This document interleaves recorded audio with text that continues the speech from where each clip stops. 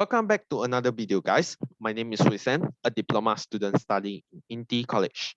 I'm not sure if you all heard my name before in my last video, MPU 2332 Green Future Malaysia, Group 14, Malaysia Forever Green. And at that time, I was in SEM 3. Forget about it. In today's video, I'm going to highlight 5 important questions which you all may wonder how I end up here. That's right, my profession is EE. But what is EE stands for? Electrical engineering. Electrical engineer.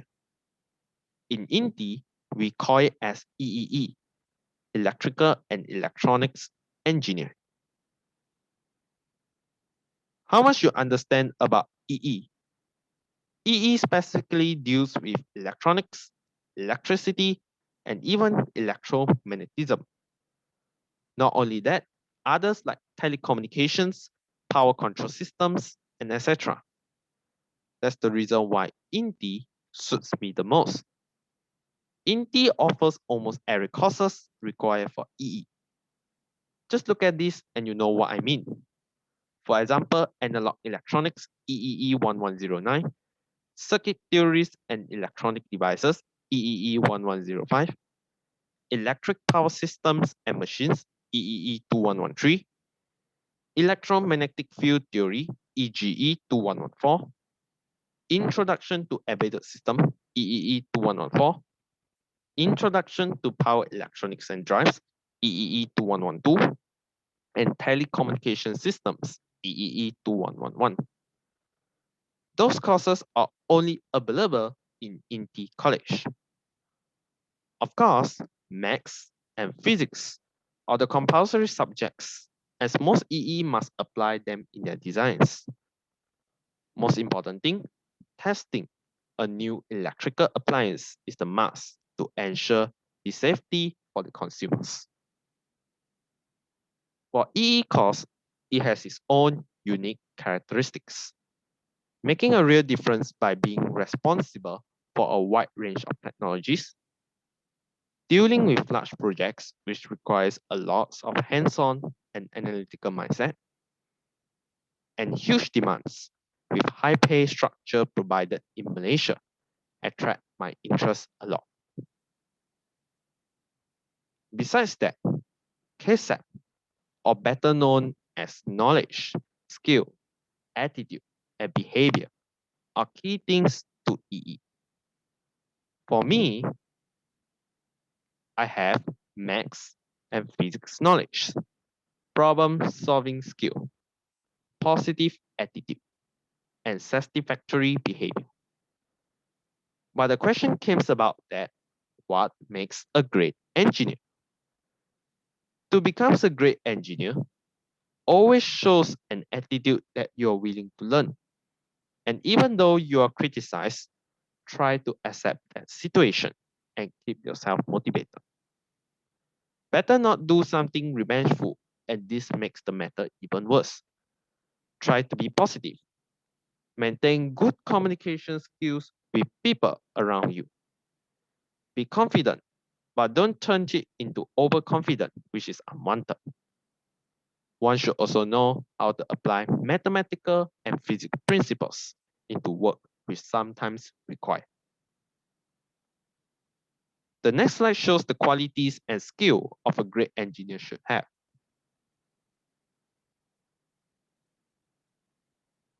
For me, there are 3 skills that I possess. First is having a strong teamwork skill. Work effectively as a team is a must when it comes to projects and other collaborations. Second is having analytical skill. Problem encounter, focus on the solution. Third is perseverance and motivation. Never give up easily and try to do something better than the expected result. For qualities, self-confidence, responsible, passionate.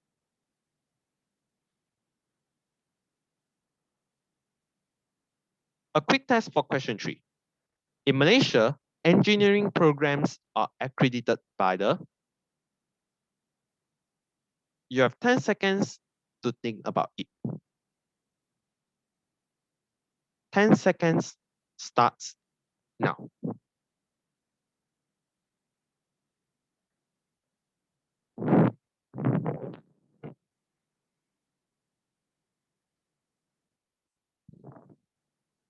Okay, time's up. So the answer is C, BEM. What's that?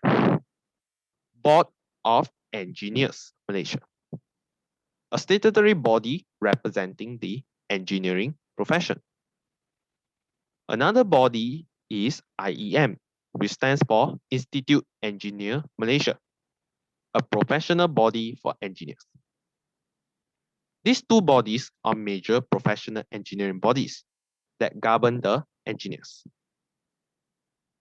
The other two are ACEM, Association of Consulting Engineers Malaysia, and FIDIC, International Federation of Consulting Engineers, which are not our focus. So, for IEM and BEM, how to differentiate them? As I said, BEM is Board of Engineers Malaysia, and IEM is Institute Engineer Malaysia.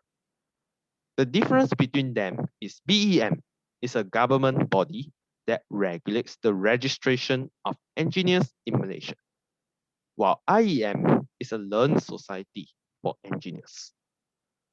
Both of them facilitate different things.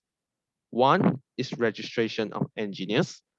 The other one is exchange of information and ideas.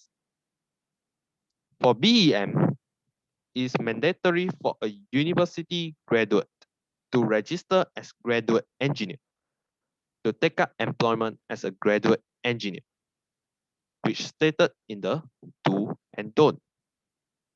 However, for IEM, it is unnecessary to do so.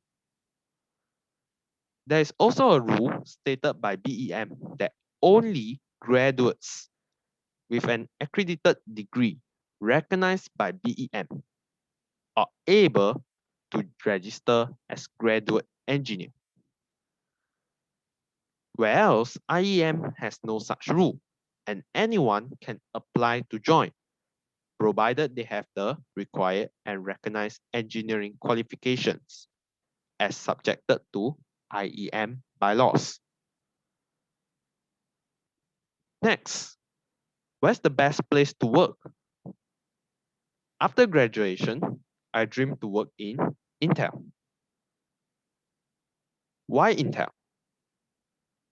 Strong culture of innovation, creativity, boundary pushing are my lackings.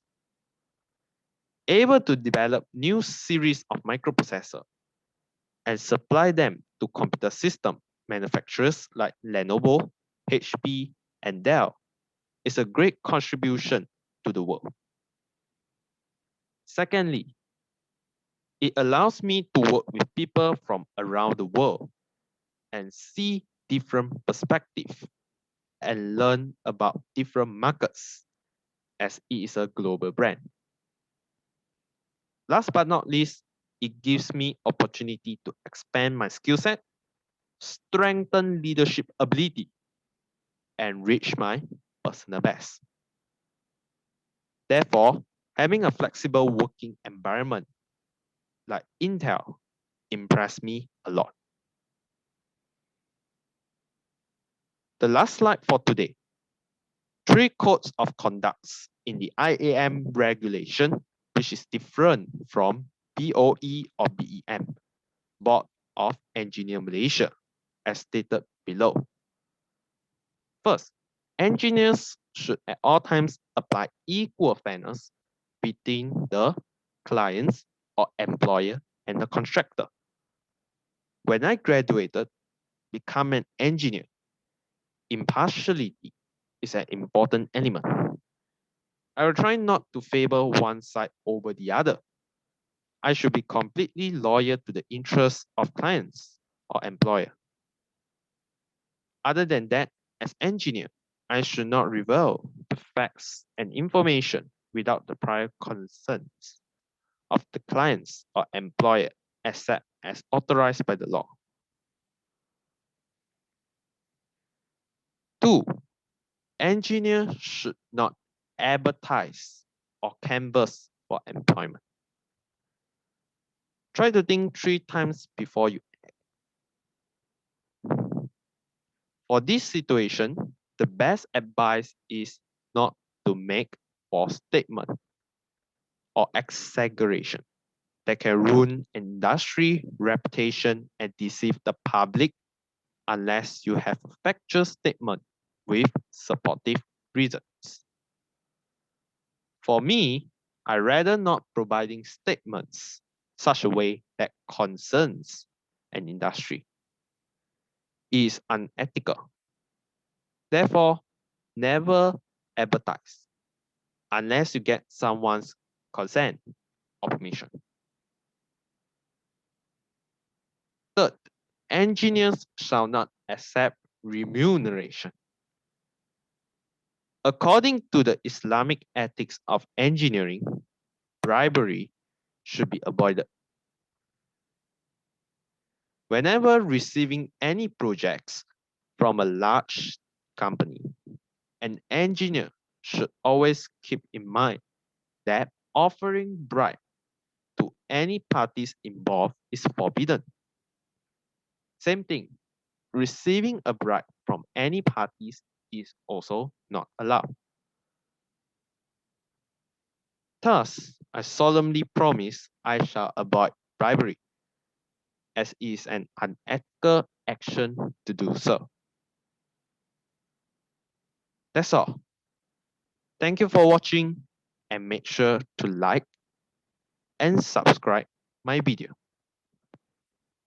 See you in the next video. Take care and stay safe. Bye bye.